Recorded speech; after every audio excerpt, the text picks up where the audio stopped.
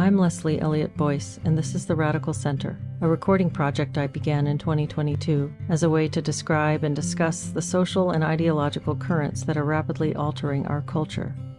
In a time when political polarization seems to be the norm, I'm seeking to understand rather than react. I'm grateful to all the thoughtful men and women who share their stories and insights with me in this conversation series. If you would like to contribute to this project financially, there are links in the description. Thank you, and thank you all for listening and being part of this exploration.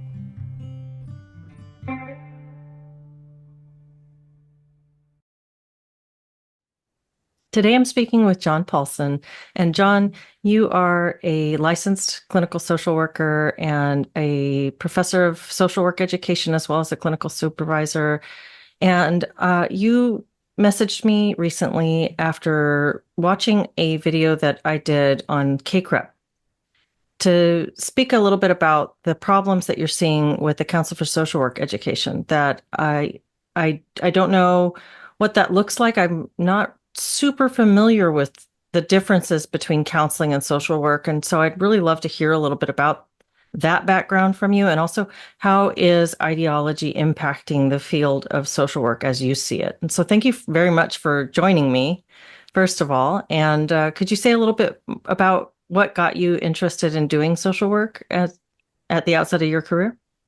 Yeah, thank you for the joy and honor of having this opportunity. And like I said, for your voice and getting this message out into our profession.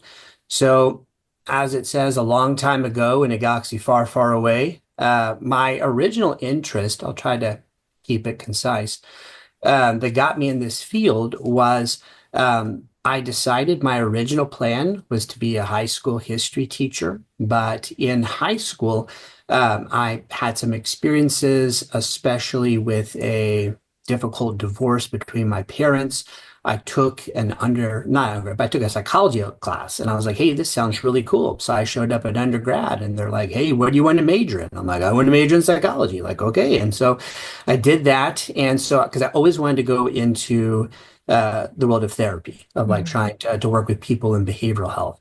My original plan was to go and to pursue a doctorate in clinical psychology. Circumstances changed, and so I shifted to pursuing a master's degree in social work. And so, my life has wonderfully been oh wow, I've disappointed all my predictions and expectations, because I originally thought back then I would like to possibly go into research and into university. And I thought, well, I guess that'll never happen. So I got my master's degree in social work and then started to work for a community mental health center. I've worked several different places, but the main part of my practice background has been there, especially working with adults with both mental health and substance use disorders, a lot of interactions with corrections and justice involved individuals. And so did that for a long time. But then actually in 2004, I started to teach at a community college as an adjunct. They had a program called Human Services. So a discipline that's related to social work, not exactly the same, supports social service providers, but a lot of the students that would start there would try to get into social work programs. So I thought, wow, look at me. I'm actually teaching at a college, but I would never get to do this full time. And so then that program grew. And then they added another full-time position. And so in 2011, I started teaching full-time at a community college. I'm like, oh my gosh, I can't believe I'm doing this, full-time. But I would never be able to work at a university.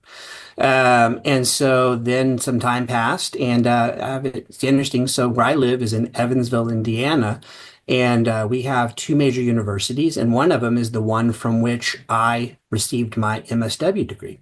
And that program has both a bachelor's and a master's degree in social work, and the master's is intentionally clinical social work focused. I mean, all social work has to have generalist principles. We have to have multiple levels of practice, but our program focuses specifically on training clinical social workers. And so for that, they need people who have clinical experience and licenses to be able to teach the practice courses.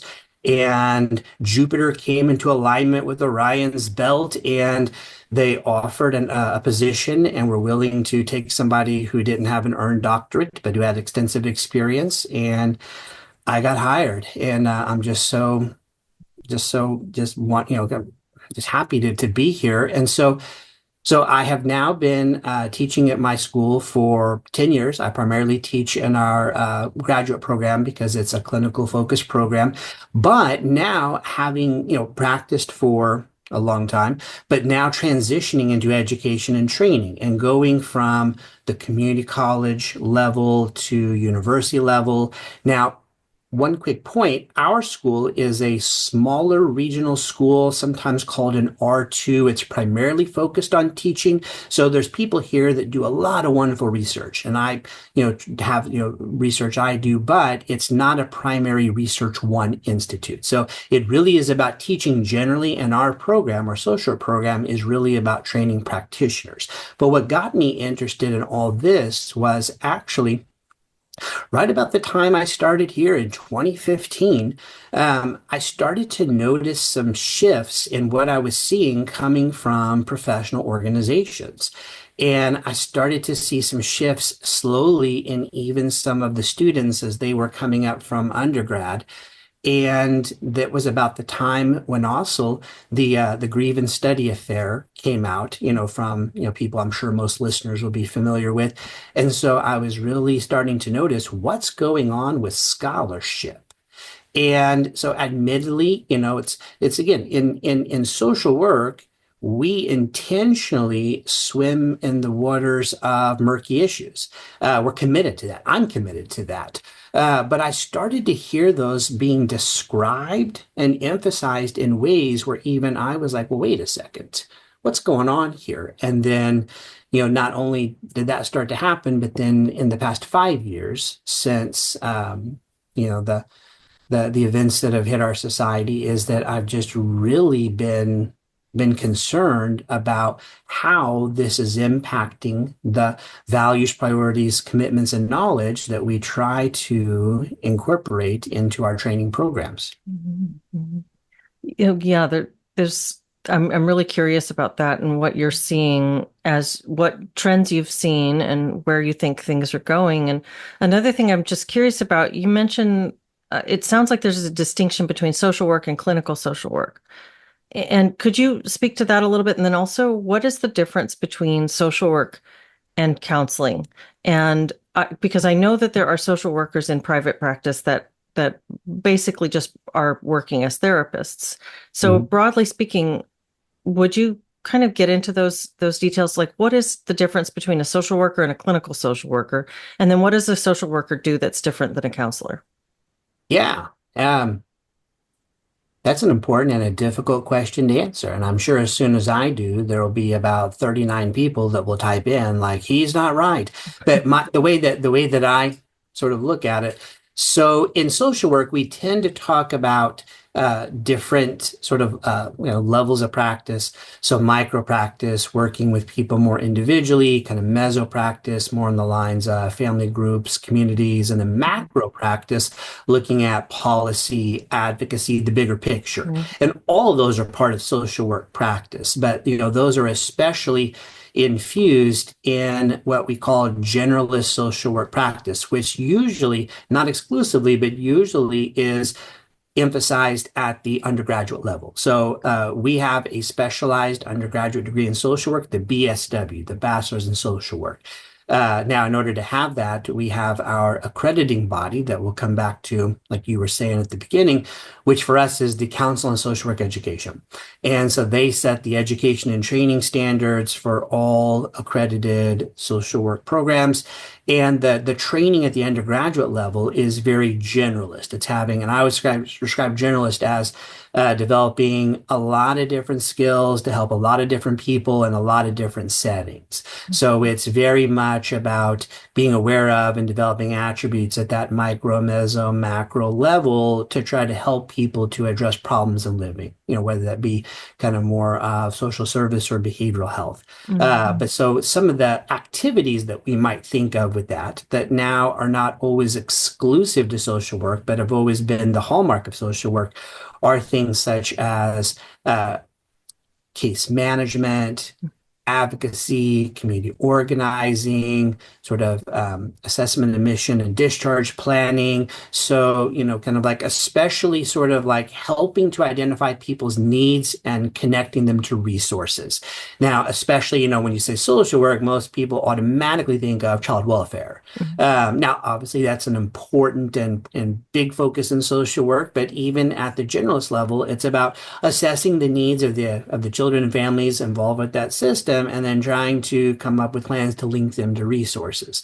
So that's kind of more generalist. So then now there's also advanced social work practice, and almost exclusively that focuses on clinical social work. Now, there are people who get master's degrees and beyond who specialize in macro practice, in advocacy, and that's important work as well. However, usually when we think about advanced practice in social work, we think of people who want to be clinicians. And this has created a significant conflict in the field of social work since its inception. It's like you have half of the discipline that wants to be change agents, social activists, and then you have the other ones that are more focused on providing services in professional settings. Now, again, it's not a neither or, they're not mutually exclusive, but those are the camps, and there's always been a tension. There's always the tension between the people who believe we have to fundamentally tear down, change, rebuild the system versus, hey, I need to see people and get them the needs that, the resources they need to help them out. So there's always been a little bit of that tension between practice that's a little more focused on kind of traditional settings versus people who really want to fundamentally look at societal issues. That's built into the DNA of social work. It's always been there. Now, when it comes to clinical social work, like I always make a joke. I have a good friend and mentor who's a clinical psychologist. And I always joke with them that the only difference between him and me when it comes to providing clinical services is that he can give people those tests if he wants and I can't. When we think about psychotherapy, I mean, as a skilled activity, it's interesting. There are multiple different disciplines that can provide that service. And I think that historically, the different disciplines have had various influences on their identity, their development. So there is a history of the counseling profession, which admittedly I couldn't probably understand or delineate, but counseling came up out of a particular history, a set of ideas, values. And at some point they decided people in our field with a master's degree or higher, if they've done certain training, can provide this specialized practice of psychotherapy. Same thing with psychologists. Like I tell our students, not all psychologists are the type of psychologist that you think about. There are some of them that do nothing that looks like therapy, but so clinical or counseling psychologists, they are a part of psychology that because of the specific nature of their training are able to offer the specialized practice of psychotherapy. So clinical social work is the same thing, is that we come out of our identity and our history as social workers, but the training is to use that while also developing advanced practice clinical skills to be able to offer psychotherapy. So I think that there are lots of different disciplines that provide the same service. And that's why we're all pulling from some of the same major theories that we use to guide our practice. Like, well, who does cognitive behavioral therapy? Pretty much any therapist, regardless of their background, just as an example. So I think the main difference comes down to some of that history and some of that identity and some of the values or commitments that might be a little more unique. So since I don't know the origin story of counseling, I can't really delineate it, but I think that with social work, so it's still having that awareness of and commitment to really trying to address the needs of individuals, especially those who historically have been underserved, underrepresented, vulnerable, disadvantaged. It's using our generalist social work skills and now these advanced clinical attributes to try to work especially out of those commitments. Mm. So I think like, for example, here in Indiana, our licensure board actually has four different disciplines represented. So, like psychology has its own board, Mhm. but our board license social workers, mental health counselors, addiction counselors, and marriage and family therapists. Because at the master's level degree, all of those can provide clinical services. Mhm. Uh, and so then the degree to which we're all kind of doing the same thing, but maybe different, then gets down into the how the different disciplines just tend to explain or approach stuff. So clinical social work is engaging in this common shared specialized practice of psychotherapy. Mhm. It is just doing so from its own unique history, tradition, and culture that has risen out of the social work profession generally. That is really helpful. It's really helpful to hear those delineations. And I think when I've thought about social work, well, when I first heard in my counseling program that we were supposed to be involved in advocacy and activism as the first run of our work as counselors, those were our first and most important roles as counselors, according to the program that I was in. I guess my thought was that sounds like social work. That doesn't sound like counseling, but I didn't really have a sense of what that looks like in social work. And the more I think about it, the more strange it is that we would have people educated in a particular university program that are then set up to go out and become change agents and activists. That seems really strange. It's like we're going to imbue you with these philosophies and we're going to give you this set of educational undertakings and send you out to go and be our foot soldiers for this philosophy. So it is really strange. I see the value in helping individuals who are disconnected from social services to get connected to better their lives, say with education or with financial resources or health resources, whatever that might look like. But the activist bent of a whole educational department is really strange to me. And it seems like even like kind of like an ideological or political takeover or bent to that is almost inevitable if that's the mission of the program. Yeah, and within the social work profession, I think that has always been present and intentional. It's Mm. just something that social work has struggled with from its inception. I have a news clipping from like an 1880s New York Times advertisement for the first university class on they even call it social work, but it was basically the start of like, because a lot of what social work historically, and this is where you get some of the divides, a lot of what social work historically, does before it was a profession comes out of charitable volunteers. Mm. So it Mhm. wasn't a group of educated professionals providing a service. And so then there became the shift in the late 1800s, early 1900s of believing that there should become a more systematized, a more standardized, a more developed way of understanding how best to help people. Mhm.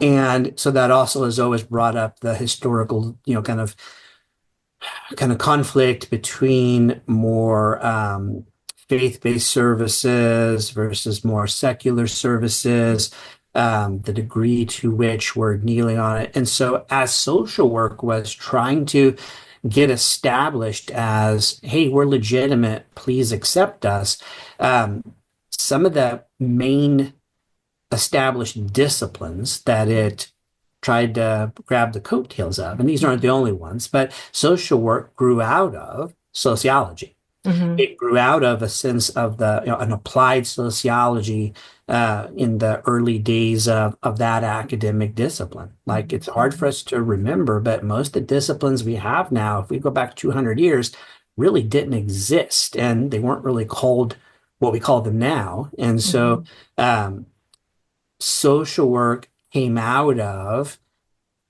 academic sociology. Mhm. But at the time, especially when it came to trying to legitimize itself as a profession, especially more in medical realms, and because Mhm. there's always been kind of this sense of kind of medical, and that we might now also include that as psychiatric, but others, versus more of the the child welfare or more kind of charitable need-based, Mhm. kind of work, Mhm. is that at the time in the early 20th century, the growing, expanding discipline of psychiatry and psychoanalysis was around. And so Mhm. then you had social work also grabbing onto that. And so then you have these people that are now going in historically different directions in the type of work they want to do, how they're seeing or interpreting things than the people who were more in the Mhm. uh, social change movements. I mean, because Mhm. social work's been there, throughout, all the ones that we've seen since the late, 1800s. And again, I think that's actually what makes social work special. And it's a history that I celebrate, and that's Mhm. what makes it hard with the way that we sort of see the pendulum swing and things getting captured now. When you look at the advocacy efforts for Mhm. improving culture and life and resources and well-being, yes, that's there. But so I guess, when you look at it, Mark Twain said that the past doesn't repeat itself, but it does rhyme. Mhm. And so I think that there's been different points, even in the history of social work, where these concerns have come back up. Mhm. In fact, just yesterday, I had a wonderful conversation with one of my professors when I came through this program. I Mhm. mean, what a unique opportunity. I now teach in the program I went through. Mhm. Like the office that I'm in was like my most, kind of formative professor. It's so great. Mhm. But and she actually, kind of was very active in the 60s and the civil rights movement, talking about that. And she actually was reminding me of that just yesterday, of there's always been this tension between Mhm. the social change side and the clinician side. And it was just nice to remember that. I was like, Mhm. thanks for that re-anchoring and reminder, Mhm. because but it does seem that even though that's built into the history and the identity of social work and some of maybe these other professions, like to a Mhm. less degree, but counseling, psychology, it does seem that because our professions reflect the cultures in which they operate and provide service, that given these radical shifts in our general culture and in our academic cultures, that is now starting to, in a very strong way, impact, what it is we teach people and how we train them. Mhm. And Well, it's interesting. you've got a lot of wonderful people in there that have talked about that in Yeah. psychology and in Mhm. Mhm. counseling, um and so it's one of those deals where maybe in social work, maybe I didn't notice it Mhm. until later, because there's some of this where it's like this has just always been us. And then it's like this has Mhm. always been us, but you look around, it's like I don't recognize us anymore. Mhm. Mhm. Yeah, that's really interesting. And as you're talking, I'm reflecting on this idea of social work growing from something that's maybe more of an organic charitable process that people have done for ages, looking out for other people, and specifically from religious groups. Like I'm thinking of Christian missionaries that would go out and provide services to impoverished areas. There's with with a religious or charitable organization providing social resources and and that kind of aid, their agenda is right out on the surface. Like we want to help you, but we also want to promote what we're doing here because we think this is a better way of life. Secularizing that and institutionalizing it leaves that question. It's not without an agenda. It's still founded on something, but it sort of doesn't know that it is. It's sort of blind to its own agenda. And the principle of reciprocity means that even when people can look at that service and say, okay, well, the Catholic missionaries are providing this thing, but I'm not Catholic and I don't want to be, they're still softened a little towards that. Like you might be, I'm not religious, but these people were so nice. And now I feel a little bit warmer towards their ideology. But if social workers are blind to the water that they're swimming in, if they're not even aware that they're promoting an ideology, then it's a little bit more, I don't know, I don't want to frame it as it's necessarily a negative, but at least it's not aware that it's promoting an ideology. And this, as we see, like the universities becoming much more left wing over the past decades, we've seen this swing towards left wing politics. And that wouldn't have been something that I would have objected to for a really long time. It's kind of only since it's pushed past a certain point where I've gone, oh wow, this is really getting quite extreme. But there's this infusion of that political agenda and ideology into programs that are coming out of our modern academic institutions. And yet there's kind of a blindness to that by the students. They think they're just doing what's right, just the way that. So I don't know. There seems like there's something insidious about that. No, there is, and that's a very accurate observation, and a great point. And in a way, it might be sort of similar. Again, like I tell our trainees, because it's important for us as practitioners to consider. But not that this never happens, but I always tell them, I'm like, we try to become aware of and train in all these different models and approaches. A lot of times when people show up, they put a lot of trust in us. They don't show up often asking for, well, I'm really looking for trauma-focused cognitive behavior therapy. Now, admittedly, Yeah. some people do, Yeah. but a lot of the people I've had the honor of working with, they show up and they're like, how do I get better? And Yeah. they just trust that we know that. And I think the same thing with sort of training. That's something that's become very, as a side note, just for me, is that as I do this, the approach that I take in class, because I always had an argument with my favorite professor, again, the one that I'm sitting in his office, is that I always said when I came to the program, I should leave here knowing exactly how to do therapy. And then he would go, well, we can't really train you exactly. There's so many different approaches. People work in different areas. The best we can do is to give you foundational principles and you continue to grow from there. And I'm like, that's wrong. I should leave here knowing exactly what to do. Yeah. And then now here, 30 plus years later, I walk into my class and I'm like, we can't teach you how to do everything. We can only give you foundational principles. And in my classes, I tend to really try to emphasize that, which is let's look at some foundational principles that no matter what approach you later go on to adopt or train in or some kind of a specialized area, that will always map on to the principles. But that's something I become aware of because I don't want to teach people just what I like. Now, that gets back to that insidious observation that you were sharing is that, and actually we had a candidate here the other day that was doing a demonstration, and this was actually part of the topic. They were talking about the history of faith-based, services, and then, like we talk about here, secular.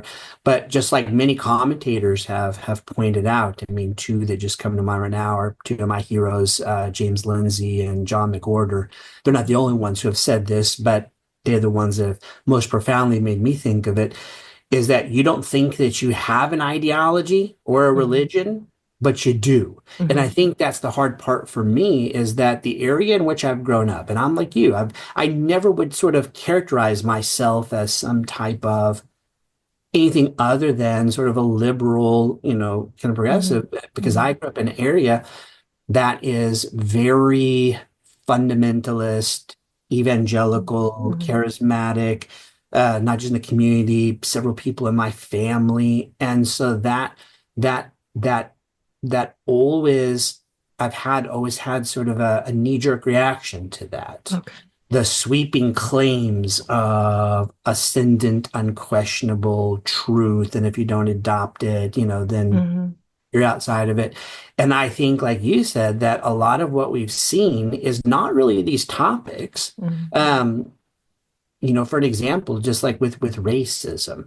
Okay, well, obviously that's important. Obviously we need to be aware of it and try to do something about it. But then now all of a sudden, the way that it is being introduced, addressed, emphasized over the past 5 to 8 years to me has felt like what I've always experienced from being around a more fundamentalist, Hmm. evangelical, charismatic background. And that's the part that really, like you said, concerns me. Hmm. Yeah, it is like the, I can remember, oh gosh, when would this have been? Maybe when George W. Bush was in office. There was quite, this is when in my lifetime, in my own timeline, this is when I started to see the political polarization really kick in to high gear, where you had a lot of difficulty. They had it was like a big fad in TV and news programs to have two commentators who represented different sides arguing with each other. And so there was this idea of two sides. And maybe that had always been that way, but I don't believe it had been so intense up until that point. And so you started to hear about the liberal media, the liberal media, the liberal media. And NPR is liberal media. And I loved NPR. I used to listen to it and I would really look for it. I'm like, where is there something wrong? This is all just true. And that's how I felt. And I would really have to search myself and go back and re-expose myself to all of the things that I was responding to see if I could now identify where was there some real strong bias. Because if it was there, I was really unaware of it. I really felt like what I was listening to and what I was consuming and the way that I was thinking was as objective and sort of liberal in the classical sense as possible. And so I have the humility to say maybe I'm wrong about that, but I'm still struggling a little bit with where that line was crossed. But then there was a line that was crossed when it seemed like the liberal mindset or media or whatever, this political institution that we call liberalism, it was hijacked by something that began not to make sense even by the principles that would have been applied previously within that thought structure, within that political orientation. So things like racial reductivism and the new way of talking about gender. So the new way of like we have to always present with our pronouns because we have to assume that people might be ascribing to a gender ideology that says that we can't just take things at face value with man and woman. So these kinds of things presented to me as really sharp departures from the previous way of thinking. And so I was really shocked when I found them so entrenched in my graduate psychology program when I was studying clinical mental health counseling in graduate school. I really was aware that these things were kind of creeping into our culture in a strange way. And I didn't expect psychology to be so hijacked by things that seemed like you could think about this relatively easily and start poking holes in it just based on your knowledge of human behavior. But I wonder what's that been like in social work as that because there is that like activist Mhm. almost roots in the social work profession, this idea that social workers are actually there to go and make the world a better place, not just work with individuals on their individual mission.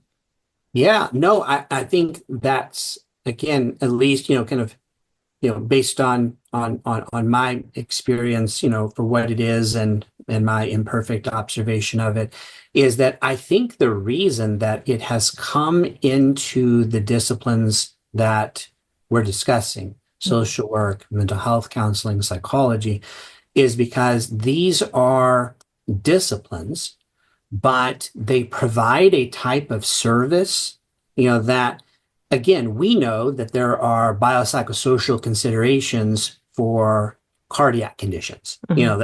but when you're thinking about something like just the heart, you Mhm. don't think always as much about sociocultural or political issues. Mhm. But because of looking at human behavior, so that once we start looking at challenges in human behavior and well-being, that automatically, by its very nature, is more complicated than the beating of the human heart. Mhm. And it is influenced by so many more dynamics. So I think that our disciplines have always had a broader, more socially and kind of a contextually involved understanding of the conditions for which we treat people than maybe other disciplines, and Mhm. that's reflected in um, my younger brother real quick, and we have some wonderful conversations. I'm so proud of him. But he is an operating engineer. He Mhm. operates these heavy equipment like bulldozers and cranes, and I can barely park my car, you know. So I mean, he's just so talented, and he now works for their training hall for their apprenticeship program for their union. So he's working with people too. So we kind of Mhm. compare it. Well, but when people are coming into that discipline, they're going to the apprenticeship program for that union and learning the mechanics through the training hall. Mhm. How do we train and credential the professionals in our field? They must come to university because we've now, and I'm not saying it's a bad thing, but we've made it to where if you're going to be able to hold yourself out to the community as somebody who is providing a restricted professional practice, then Mhm. part of that is we want to see you have the education and training that at least says that you should fundamentally be able to do this. And we have connected that to degrees. Mhm. Since it's connected to degrees, and since it's connected to a knowledge base that involves those broader social dynamics, I think that our disciplines, because they live in universities, have now always been more prone to the impact of scholarship, Mhm. academia, social conversations, intellectual viewpoints than Adam has running a crate. Uh, Right. so now, but so then what happens is that when you start to see changes and radical shifts in intellectual and academic understanding that then carries out into culture, it's there because it's been in social work the whole time. But I love the terms Dr. Jonathan Haidt in one of the books I was listening to from him. He talks about the difference between a common humanity identity politics versus a common enemy identity Mhm. politics. Okay. Yeah. And there's another person who I listened to who shared their story about their own issues, basically getting canceled and excommunicated from university, Dr. Tabia Lee. I like a way that Dr. Lee put it of talking about, even with social justice, talking about the difference between classical social justice and critical social justice. Mhm. So I think that what's happened is that even in disciplines like social work that have always been more socially and politically engaged, again, and I'll go back to it and say it, I think necessarily. I don't think Mhm. that, I don't think that's necessarily a bad thing. In fact, I think it's what makes us unique and special as a discipline.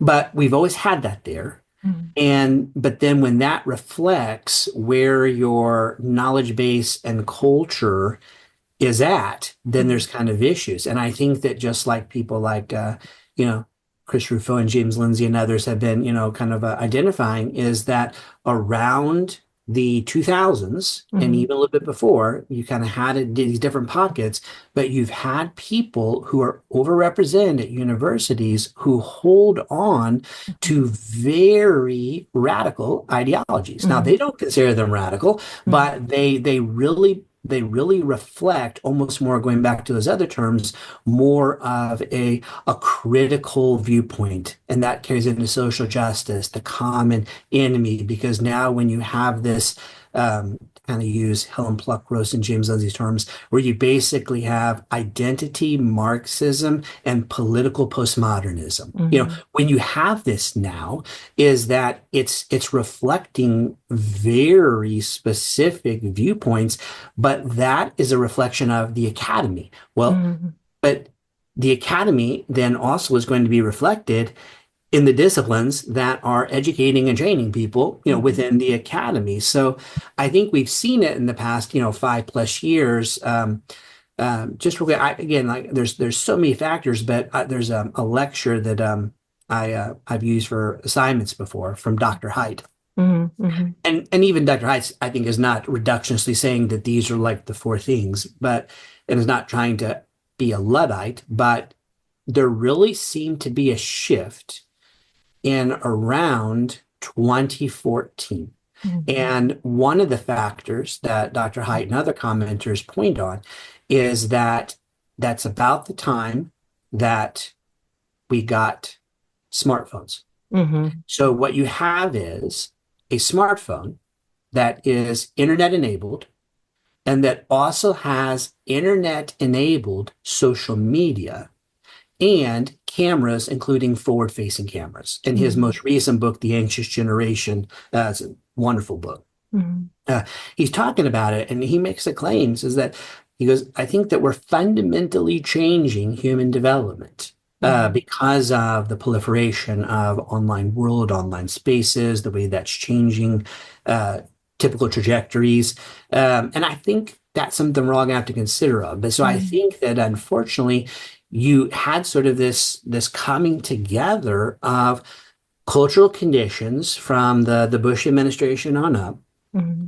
but that combining with these rapid technological advances in smartphones and social media and the way that that amplifies messages, and Mm-hmm. then the way that you had this whole part of academia that was just waiting. It's almost Mm-hmm. like those war movies where they're like, hold, Mm-hmm. now charge, dun dun dun dun dun. Dun. Wow. It's like that. I think it really was there because you hear Yeah. some of these people. I've not been in academia as long as others.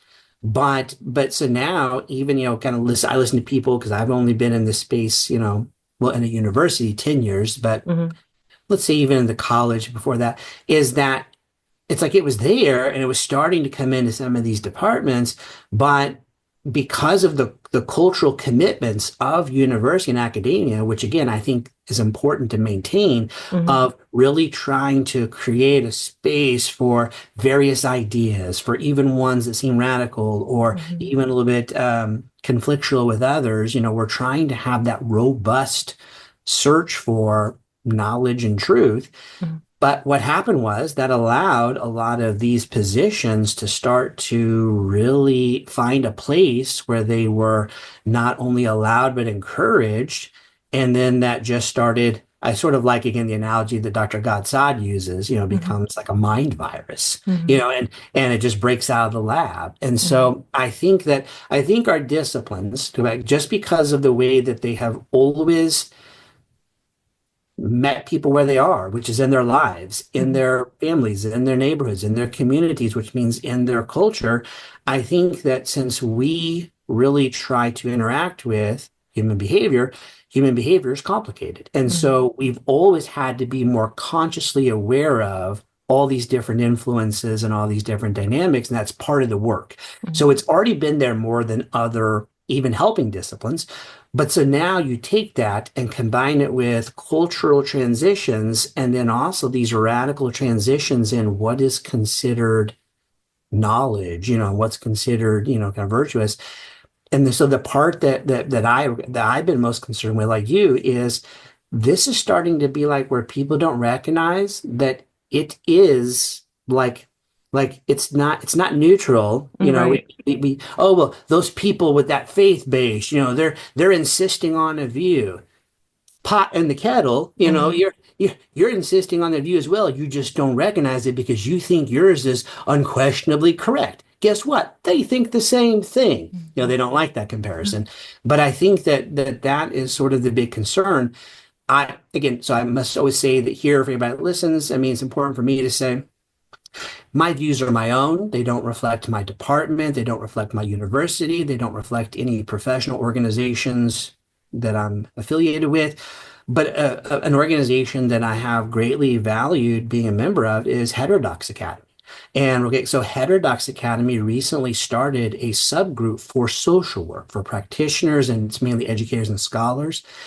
And it was very refreshing to join the first Zoom meeting for that. And now, again, in that meeting, there's like these people where you're like, I can't believe they let me in here, kind of like, like these are like the people, they're like write the books, and and so it was nice though to hear all these different people from all these different programs across the nation who have been this a long time, are very accomplished, basically kind of getting together because they're like, maybe it's time that we speak up. Like, Mm-hmm. this has started to kind of like really get out of hand. Maybe it's time that we speak up. not because they're against all of these issues or dynamics or it's again it's we kind of create this that it's like in Star Wars, it's like the Sith, you're either with me or you're against me. Only a Sith thinks in extremes. It's not that if you're questioning something that you're automatically for the opposite, but it's nice to hear these people go, have we started to take this too far? And one thing that was nice recently, a big discussion in that group has been there is a prominent journal in social work called the Journal of Teaching and Social Work. They just released an entire special issue focused on this topic. And it Okay. invited a lot of heterodox and critical voices because that's the big thing we've seen is a lot of times any questioning of some of these assumptions is ignored or silenced or actively repressed. Mhm. And so this was nice. I mean, so again, does everybody in all those articles agree? No, but it was nice to start to get it. And what they were saying in our most recent meeting was that's starting to have a ripple effect and starting to have some of these conversations because I'm lucky. The analogy I use is it's like I'm sort of like up on the hill in our community and I look down and I see other villages burning and I'm worried that the invading force is coming this way. I think because we are, and I'm lucky, kind of a smaller regional school that is primarily focused on education, training, and an applied relationship with the community. It's not that there's people here that don't have these concerns, and things like that, but I was just having a conversation this morning with my wonderful department chair, who I really respect, and we were talking about, here, the way that we're navigating all this, and actually our commitment to being intentional with what we stand for, but then also promoting a sense of viewpoint diversity. When I'm in that Zoom meeting for heterodox, sadly, I hear some of what people are describing at their bigger schools of social work. And now I fully more understand why some people like that you and others have interviewed that, I mean, are just, I can't believe this is university. I can't believe this is our profession. Just hearing some of the things that are happening and, just like, and so we've been lucky here so far that I think because we're in a more conservative area, because we're a smaller school that is really kind of focused on community engagement, I think that we have not had some of the same issues as some Mhm. other programs. Um, but even in our own program, we continue to struggle with this because we're coming back up on our reaccreditation through the Council of Social Work Education. So that means we have to put together this huge, what's called self-study, where we show how we are meeting the what are called EPOS. What does EPOS stand for? I'm looking at the sheet. It doesn't say it right there, but it's basically the educational standards. Like it says, you have to show that you're, training in these areas. And one of the reasons that the Heterodox Academy special group is focusing is because in 2022, the CSWE radically changed the wording of their EPOS. Mhm. And so again, that's only been a couple years ago, so programs are first having to do it. We've been trying to aware of it and all that. And you look at them and you're like, whoa. Um, Mm. so like just for an example, can I share two things real quick? Yes, I mean, please. just shows because, and again, so then the question becomes, well, how do we do this as a program? And then how do particular faculty Mhm. try to navigate this? Is that so like, our very first EPOS is demonstrate ethical and professional behavior. Okay, well, Mhm. that's one where I hope we do that, So Mhm. again, like, but and so that's the same from 2015. That was the last iteration of the EPOS. But Mhm. so now in 2022, even in that one, there's this extra language that says social workers understand that ethics are informed by principles of human rights and apply them towards realizing social, racial, economic, and environmental justice in their practice. Wow, there's a lot there that needs to be defined. That's right, and that's the problem because again, like you and I, and most people would agree on when you Mhm. talk about most of those things in Mhm. the way we've always understood them. Well, Right. of Sounds course, great. but no, because those are now reflecting, particular assumptions and kind of ideologies, and that's been the big thing within the most recent one because now the second competency used to be called from 2015, Engage Diversity and Difference in Practice. Okay. Yeah, wonderful. It is now Competency 2, Advance Human Rights and Social, Racial, Economic, and Environmental Justice. And so it adds kind of wording that Hmm. says social workers are knowledgeable about the global, intersecting, and ongoing injustices throughout history that result in oppression and racism, including social work's role and response. Social workers critically evaluate the distribution of power and privilege in society in order to promote social, racial, economic, and environmental justice by reducing inequities and ensuring dignity and respect for all. Now, obviously, there's things in there that are incredibly important, but then the language, because then it Mm. actually sort of goes on, in the other ones that now they've added a competency 3, which is used to be in competency 3 was advanced human rights and social, economic, and environmental justice. In Hmm. 2022, they changed it to engage anti-racism, diversity, Oh, equity, and inclusion in practice. wow. So it says social workers understand how racism and oppression shape human experiences and how these two constructs influence practice at the individual, family, group, organizational, Mm. and community levels, and in policy and research. Social workers understand the pervasive impact of white supremacy and privilege and use their knowledge, awareness, and skills to engage in anti-racist practice. Wow. Wow. Yeah, like you said, a lot to unpack because, and so now throughout many of the standards, when I was, looking at this and preparing for us to talk, it includes a lot of these terms that we know really mean more than the term first sounds. And so Hmm. throughout each of our competencies now are recurrent language about anti-racist, anti-oppressive,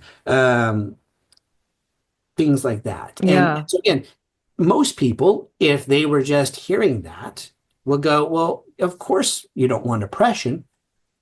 Yeah, I don't either. But, it's just like, the term anti-racist, Hmm. oh, well, you saying racism's good? No, but one of the things here is because of some of the assumptions that are built into some of these models that we've been exploring now for the past 5 to 10 years, is that really the best term to use? And so Hmm. that's kind of like what it's getting attention to. So Hmm. now, I mean, so our program is gonna have to look at that. I mean, we have to navigate it. Luckily again, I have the privilege right now of working and I would sort of say this is that I'm so glad to be at a smaller regional school as opposed to like a big one because there is a lot of that. Hey, we're here for the students, we're here for the community. Hmm. It's less about, people just sort of like preaching their own ideologies, but we still have to navigate this. And so Hmm. when people say, this is the part where maybe I don't have the bravery I wish I did, like, well, John, how do you address it? And the way that I do it is I just, it's said that with the historical Buddha, Shakyamuni Buddha, that whenever the Buddha was asked uh, very theological based questions like, is there a heaven? Is there a God? Is there a soul? Is that the Buddha would just keep a noble silence. Hmm. The way that I tend to approach this in my classes, because I realize and respect that there's a lot of viewpoint difference, and it's important for us to have these conversations. I also realize my own propensity to be very wanting to debate and all that is Hmm. that I'm lucky that since I teach practice-based courses, is that I try to focus on technical knowledge, competencies, and skills. And I try Hmm. to keep it very broad. So far that has worked for me. Hmm. Uh, but I have now sat in and watched, some of our undergraduate courses, and I realize that that generalist Hmm. training, they are much more prominent in some of this material. And I'm not even saying that it shouldn't be. I'm just saying that it just continues to make us think about to what degree are we trying to promote uh, viewpoint diversity while being genuine about where we tend to stand. Hmm. Hmm. But then, as opposed to starting to get almost more where it feels like indoctrination or conversion. Hmm. And our little department, I think, luckily has a lot of people that have a lot of good commitments, and we don't always agree, but we're trying to work with and through this, as opposed to some of these other unfortunate stories I hear of. Can't even imagine being at some of these places. So Hmm. I think that this is only now, but if we do think about the invading force coming for the villages, Hmm. I think that we see this have becoming very prominent in these major schools, and now it just continues to come here. So my big concern is how do we try to make sure that we're because something that's always drawn me to this work is the commitment to try to work with people, regardless of whether or not they're like me, regardless of whether or not they hold some of the same views or perspectives, because it's that common humanity, identity politics, Hmm. is that, I want everyone to try to find well-being, health, and success in their life, however that looks. And maybe I can use some of these professional skills and Hmm. technical knowledge to shine a light on, hey, maybe here's some things to do that. Hmm. Um, but if it starts to feel like indoctrination, that's the part where, like, I think that our fields, and by that I mean like social work, counseling, psychology, and because of all these great conversations that you and others have promoted, I think we're at sort of a crossroads Hmm. that it's going to go one way or the other. And I Hmm. really think that we're really sort of at that spot. It's okay, but just for an example, um, and again, why I'm so, and me and others, we've been so happy with this special, kind of issue is that so now looking back, so the Council on Social Work Education on their website, as I'm looking at, has like some like training like materials and podcast and stuff, and it goes back to like 2018, Hmm. and it says curricular resources on issues of disability, social justice 101, teaching empathy and critical thinking. Then actually, 2019, prevention training modules for behavioral health practice, Hmm. the practice of hope. I mean, like developing culturally tailored interventions. Hmm. Okay, sounds all good. And then all of a sudden, you get to 2020 and 2021, and these are the titles of the training from our accrediting body. Again, not that these ideas don't deserve some attention. It's Hmm. not that they should be silenced. I'm definitely against that, but Hmm. but now this is kind of some of the things that are being offered by your accrediting body. Social work in the injustice system, in kind of in Hmm. parentheses, and so now uh, you know, 10 ways to create racially equitable learning environments. Uh, and then looking at, research methods for racial equity and cultural responsiveness, traditional wisdom, community dialogues. What does teaching from an anti-racist perspective look like? Examining social work's involvement with racially punitive systems, decolonizing the curriculum. Wow, so Yeah. Yeah. definitely a shift, and then there's another training organization, they're connected to, and again, it's kind of the same thing. You look at some of the early topics and the most recent ones. Uh, Liberation health. And again, that's always one of my words, this liberation, Hmm. kind of Hmm. deal. But Hmm. um, social work's role in constructing a white nation, um, Wow. decolonizing social work. So again, all these terms that Hmm. now, because Hmm. of a lot of people, so I think that that has been the loudest voice since about 2020. Hmm. I think because of the cultural turmoil. I Hmm. would sort of say this too. I think as a culture, here's the other thing that we're not taking into account as therapists. We're always trying to make the unconscious conscious. Because I keep hearing everybody say it, including me here at school. Oh, well, this was all the result of COVID. This was all the Mm, result of COVID. I think that that definitely, I'm not minimizing that, but I think for our field is that we are not acknowledging the cultural and professional trauma that came out of the riots and domestic terrorism following the death of George Floyd and others. mhm, Because that became the precipice to all of a sudden promote all of these messages where all these ideas that had been getting a dominance in academia, especially in our fields for a long time, now the culture seemed rife to, mm, like you were talking about NPR for a second. I was thinking about this, is that, I mean, again, think about this from, for everybody, for a standpoint.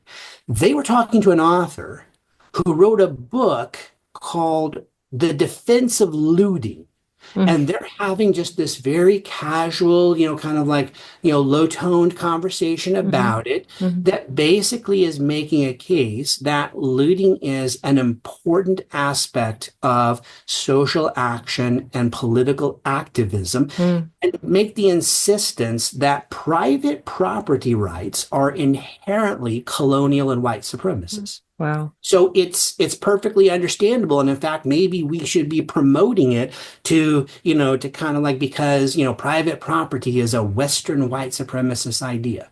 Okay, we can criticize some of that, but the way they're talking about it as if it's just ascendant. Mhm, And you're like, what? You know, mhm, they're saying this as stores are burning in the background. So mhm, it's like, mhm, so it's, I think that unfortunately is that the cultural unrest that was caused by the pandemic and all of its uncertainty and horrors for all of us, and the lockdowns. But then you add in there this sort of cultural unrest mhm, around issues of race. I think that we're underrepresenting how much of a radical impact this has had.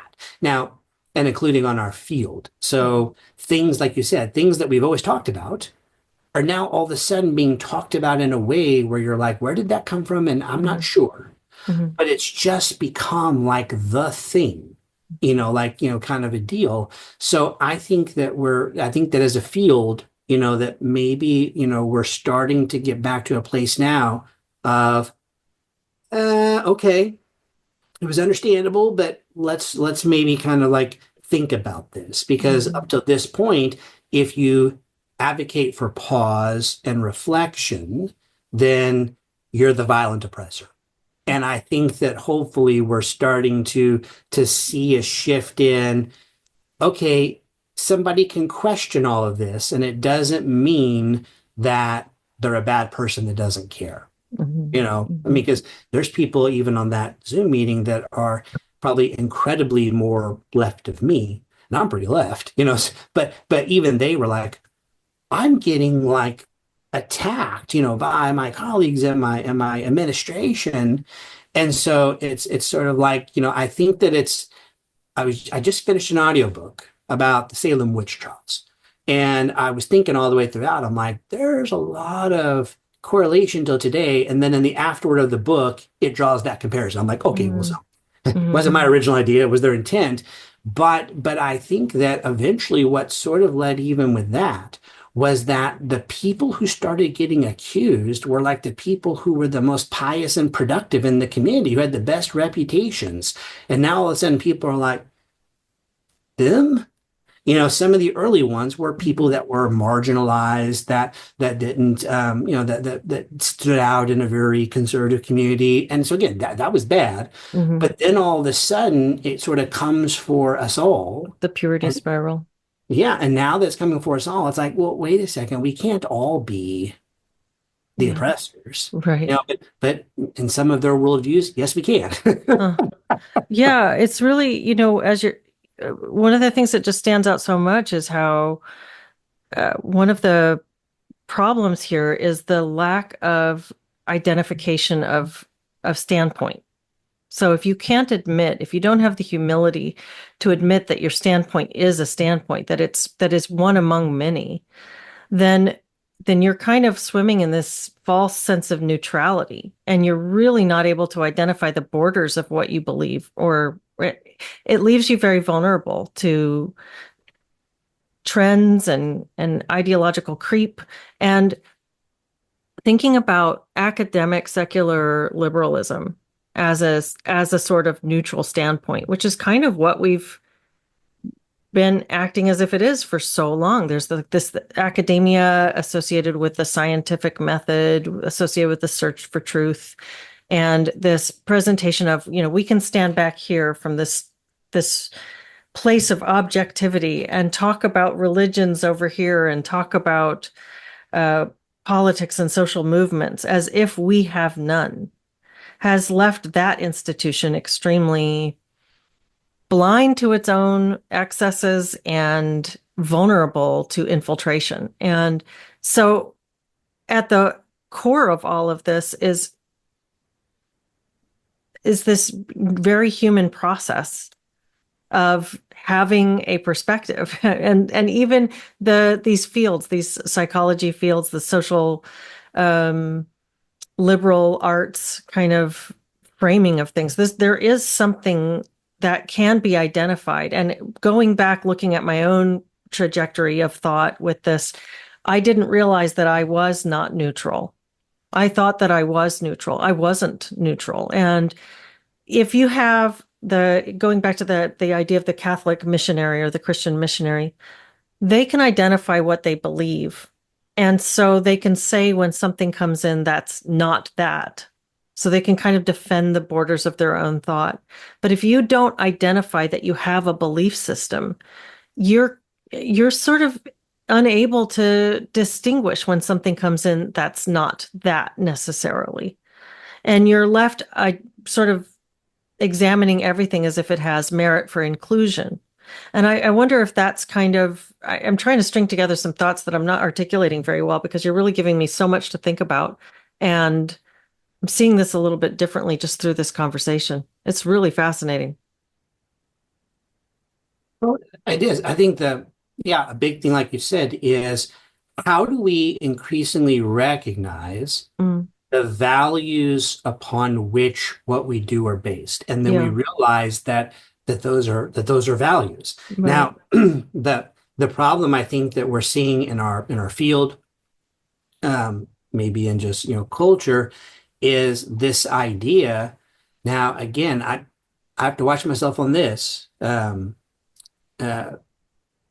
because this can eventually go to some places that maybe aren't the best, but so, like, for an example, is that I was talking to an academic friend of mine, is that I think that what sort of came out of post World War II in academia and culture, not that it wasn't there before, but is an idea of what I'm going to call, because I'm sure there's people that do scholarship on this, and they'll probably say I'm getting it completely wrong, and they're right, but what I call kind of radical cultural relativism. And it was sort of this idea that before we were so much interpreting other cultures, customs, practices, ways of knowing and being in the world through the automatic default that the Western tradition was the only one. That it became this sense of we shouldn't judge those other cultures, customs, and ways based on not only ours, but the assumption that ours is somehow better, more evolved. And that's an important point. Again, so that's the point where I'm like, we need to have some humility there. But I think that what's happened is that the suggestion that values shouldn't be a part of it has created an aspiration of neutrality, which can never 100% be there, just like you're saying. But so when we pretend that there can be a neutrality, what that leaves space for is people go, and since all views are equal, I'm actually going to promote this one. But then what happens is we're always going to drift back into, but mine is the right one and the better one.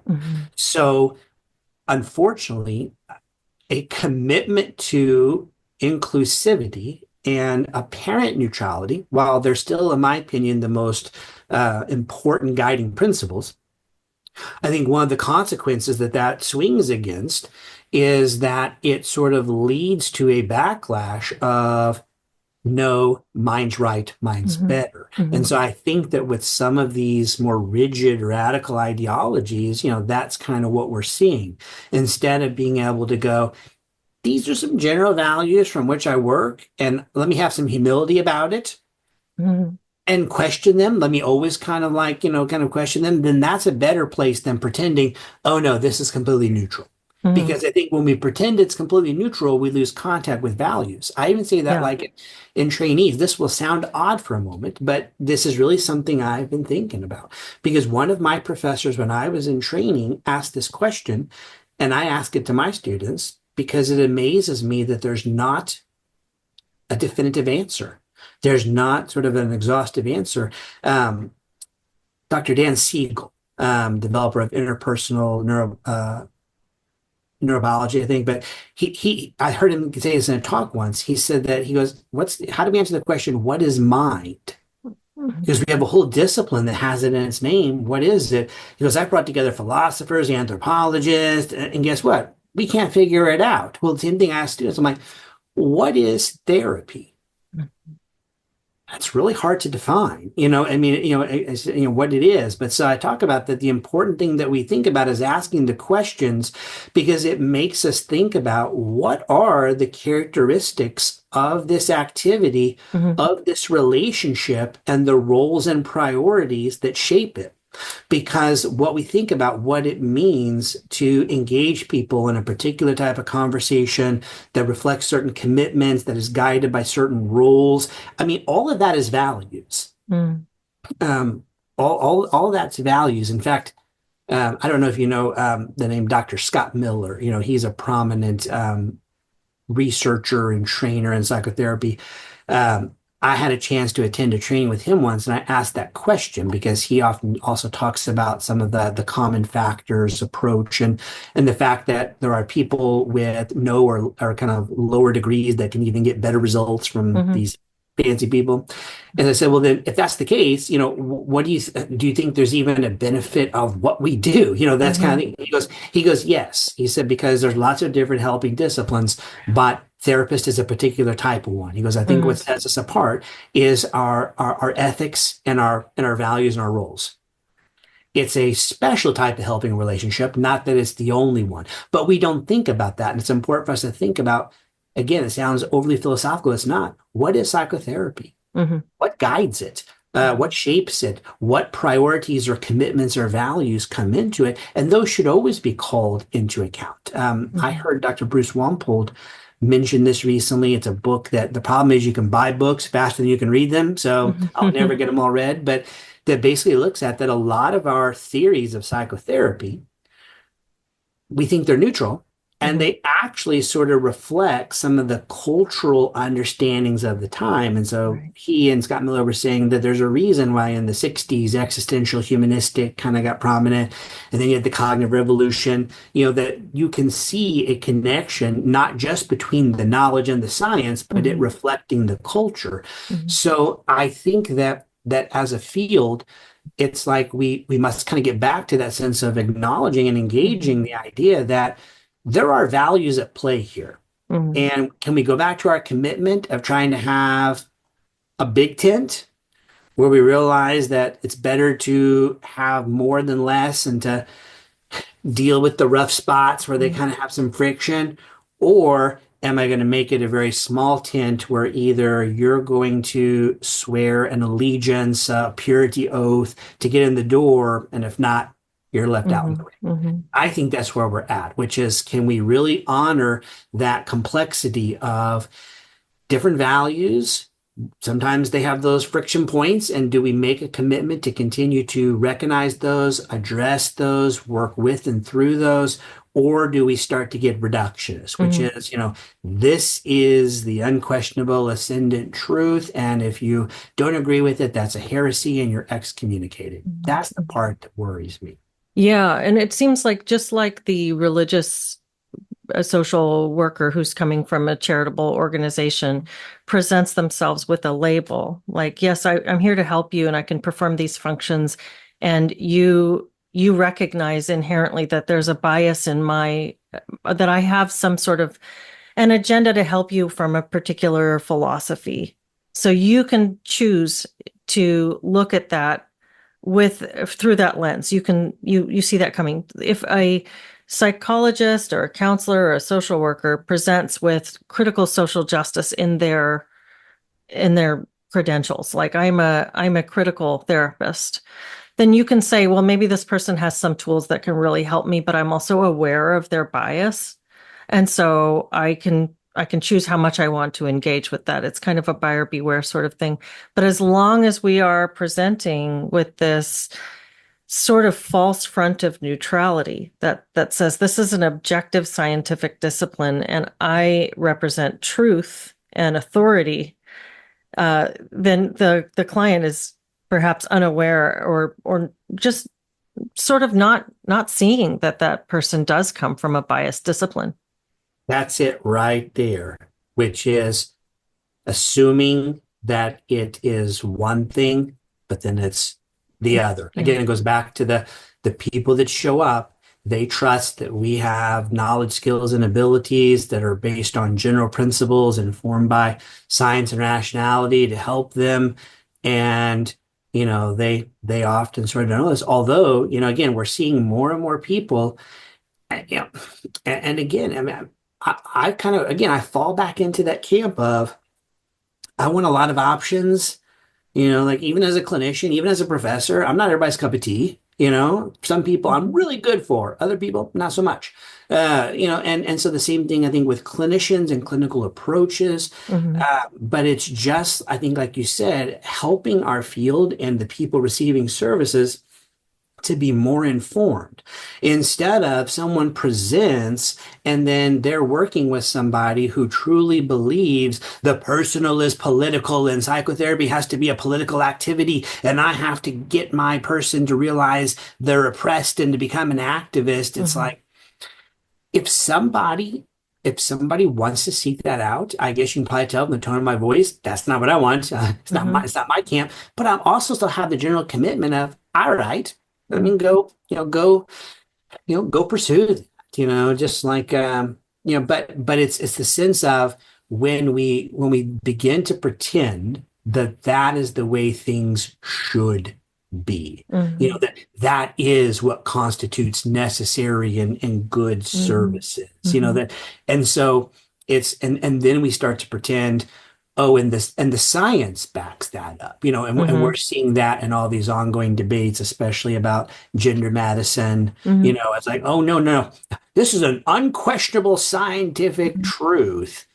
And then you're Yeah, like, wait a and second. and even some of the tools that we use to critique this, like even just this conversation right now, where I keep bringing up this idea that there's a need to identify the viewpoint. That is a viewpoint too. Like it's kind of Ouroborosian. It's kind of like we're going to go layers and layers deep and keep repeating the same cycle. So it seems like something that's just really critical to all of this is intellectual humility and being able to identify one's own standpoint and recognize the limits of that standpoint. And that's a thing that's just really been lost in these fields. And it's the implications are really dangerous for people who are seeking help, but instead winding up indoctrinated. Yeah. And I think that's an inherent challenge, and this will be a contentious and a controversial statement. But I think that is something that is inherent in zealots. Hmm. There is not a sense of humility because there is the absolute certainty. And I think we see that in whether that be um, academia, professions, whether it be in like kind of religious or spiritual disciplines. As soon as you become convinced that not only do you have the truth, but that anyone that doesn't agree with you is actually a threat. Hmm. As soon as you have that, you shut down that sense of humility. And I think that that's actually been one of the best lessons that having the honor and privilege of working as a psychotherapist and now as an educator has given me, is just the constant reassurance that, and I have to watch it, is that, like I would say, we live right along the Ohio River, so that's kind of Hmm. my analogy, is that is this, so some days I would come home and I call them my Goodwill Hunting days, where I want to throw that movie on because I'm like, you know what, I can do this and Mhm. I'm good at this, like I'm celebrating it. And then other days I want to take all my books and I just want to go chuck them in the Ohio River. I'm like, Mhm. I don't know this, I can't do this. And so I Mhm. think that a lot inherent to a lot of our work, since it doesn't always have some of the same degree of precision as maybe other parts of science, is that it's important for us to constantly stay engaged with the fact of I might not be right. Mhm.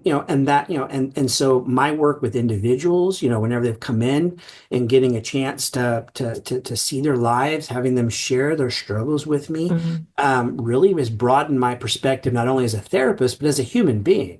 And then the same thing now in trying to convey these ideas to students is that it's a constant reminder of there's always more and there's always kind of different angles. And so, but I think, like you said, here's the important point, is that takes a commitment to recognize that viewpoint Mhm. and then to continue to try to stay engaged with it, because it's almost like our default as human beings is to drift into the comfort of certainty.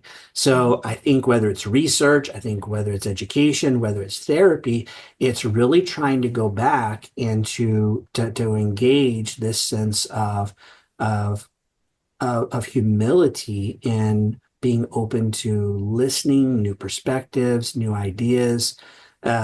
And how do we best do that? Again, the problem I think with a lot of these ideologies that have come into counseling and social work and therapy, like we've said several times throughout this conversation, if you actually look at them and if you engage them in a certain way, it's almost hard not to engage with them and feel passionate about them and to Mhm. want them. I mean, it's Mhm. like, I can't think, I mean, I know there's people out there, but I can't think of the people who would just want to sit there and go, yeah, it's really a good idea to oppress women. What? I mean, Mhm. like anymore, that viewpoint really is almost like, you start to hear it and it's comical, but Mhm. there maybe there still are certain people, certain groups where they would make that argument.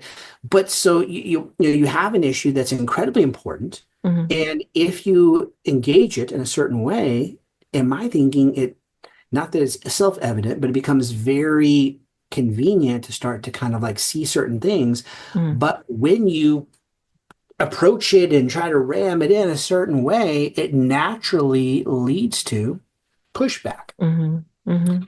And so I think that unfortunately, some of these more uh, extreme ideologies they're missing opportunities because Mhm. they are pointing in directions that are important to look, but they're making it hard to go there, if that makes sense. Mhm. Mhm. Yeah, and I can't tell you, John, how much I appreciate this conversation because I feel like a lot of patterns are kind of clicking into place in my mind. Maybe other people have already come to these conclusions and been thinking this for a long time, but I feel like through this dialogue, I am realizing more strongly than I have before the inherent spiritual philosophical orientation of these sorts of professions, psychotherapy, social work, the kinds of things that deal with internal human wellness. There's something that is inherently uh, spiritual in this process, whether you want to call it religious or philosophical, whatever that is. And to marry it to the scientific is perhaps the original sin of these professions. I've talked a lot about this. I've seen for a long time that psychology has sort of an identity crisis around not being evidence-based enough, and that how that comes into conflict with the complexity of the human experience when we try to distill this down to diagnoses and treatment planning and the zeros and ones of click this into place, this sort of AI driven kind of computer model of what it means to be a human being, but it misses the mark so foundationally, and it cannot it by pretending to be a secular scientific rational process and not realizing that it is a spiritual philosophy. It's it's so vulnerable to things like the social justice movement, as we've seen, the critical instead of classical. Now these are my thoughts. I know that that's not what you have said, but this is what I'm thinking more and more as I'm engaging in these discussions, and this conversation today has been really helpful. No, I think that's a great connection insight, and I agree with you. Is that, I mean, although I've not read all of his works, one of my intellectual heroes is Viktor Frankl. In the development Mm-hmm. of logotherapy, Right. looking at meaning in life. I think that the work that we do in behavioral health and social service, by its very nature, essentially is going to put us into connection with issues of meaning and value. Right. Uh, Basically, what is the good life? I Right. mean, sounds very philosophical, but that's true. And so whenever we lose contact with that, because like you said accurately, I mean, again, I would say this. I think that having some intellectually developed, empirically supported approaches for helping people to navigate certain areas of their life, I think there's some benefit to that. But that we need to remember that there are limits to that. And I think that's Mm-hmm. what we forget whenever we get too focused on the science, is that we get too assured, too confident. And we have to remember Mm-hmm. there's limits, and that there's always going to be this question. I mean, so many commentators have, this is one of my criticisms as well, but it's not mine. And several people have talked about that within our cultures, is that we have this kind of loss of meaning, direction, connection. So they sometimes call it the God-shaped hole. Several people say, Right. well, if you have that, then you're going to look for, well, what is it that is meaningful? What helps me to fight evil? What gives me a sense of purpose? Mm-hmm. And so that's why, one of John McWhorter's recent book, that woke racism, he said Mm-hmm. that it's a phenomenal book. But he said the original title that he was going to call it was The Elect. He said that any anthropologist coming here from Mars would look at what's going on with this critical social justice and would see the formation of a religion. Right. Uh, and so I think that you're right that whenever we try to get away from it, there's always going to be some values that influence what we do, because those values are connected to meaning and purpose. And Right.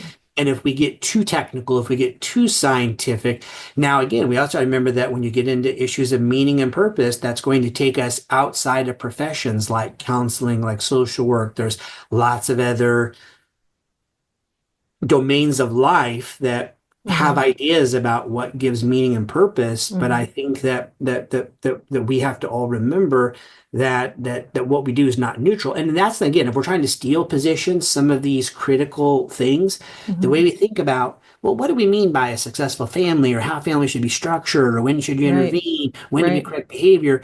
All of those are complicated issues Mm-hmm. that, as soon as we pretend that we know exactly what is healthy or normal, Mm-hmm.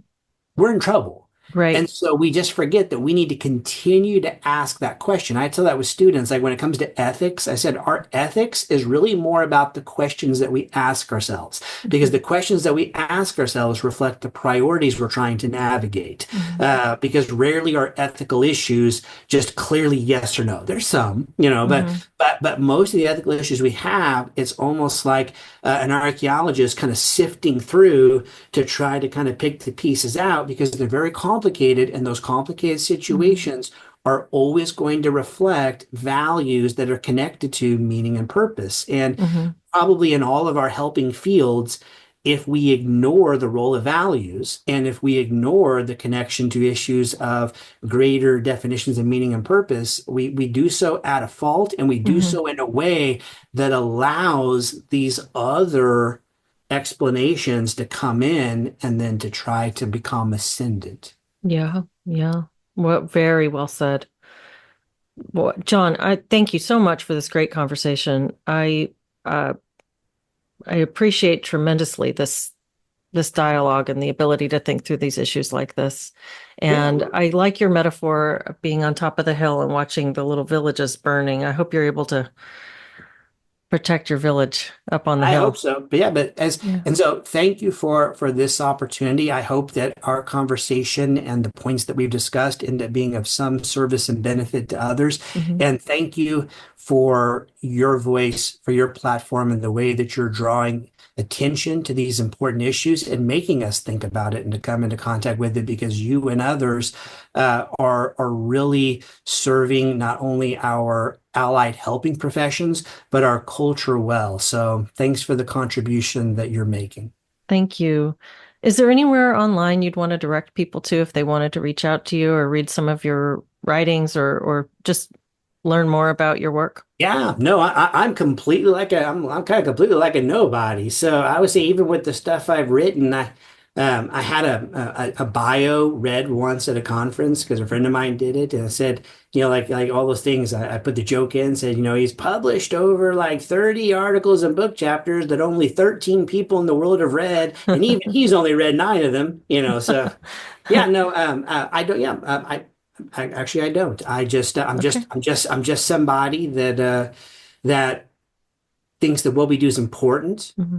and that is concerned about some of the ways that we're continuing to do it. Hmm. Um, and so I don't. Okay. One last little quick little point. But so this past weekend, I had a conversation with my brother about their training and apprenticeship, and then one of my best friends, where he's now in the world of banking, we had this conversation because he's now in management. And then kind of like some of my friends that are also in other parts of healthcare. The reason why I think all this is important is because some of this is starting to, in my opinion, in all those different fields, is that we're worried about the fundamental way that it's changing our disciplines. Hmm. I'm starting to get family members and friends that are coming back from behavioral health appointments, and they describe to me like what's going on. And I'm like, what? And then just so unfortunately, the reason that I'm concerned about it is because I think that our communities are served better by having robust service provider systems. And I think that that is starting to dwindle. And if we don't try to have these conversations and maintain the integrity of what we do, Hmm. who's going to want to come? Hmm. Why would I want to Right. pay money to go listen to a sermon Right. that only then tells me I'm the sinner? I Right. can go do that at church for free, Right. kind of deal. Yeah. So Yeah. so it's one of those deals where, but I think that with some of the way that these ideas have started to training and education and culture, Hmm. we're kind of looking at some of the generations that would be Hmm. kind of there, and it's like, uh-oh. So Yeah. again, yeah, I don't really have any platform to direct anybody towards or things like that. But I think it's just an important conversation to be had, and wonderfully we're having it across many different domains of different entities like universities and even different helping professions. Mhm. Only read my stuff if you have insomnia and you want to fall asleep. I'm sure not. Well, thank you so much, John. It's been great to speak with you. You as well.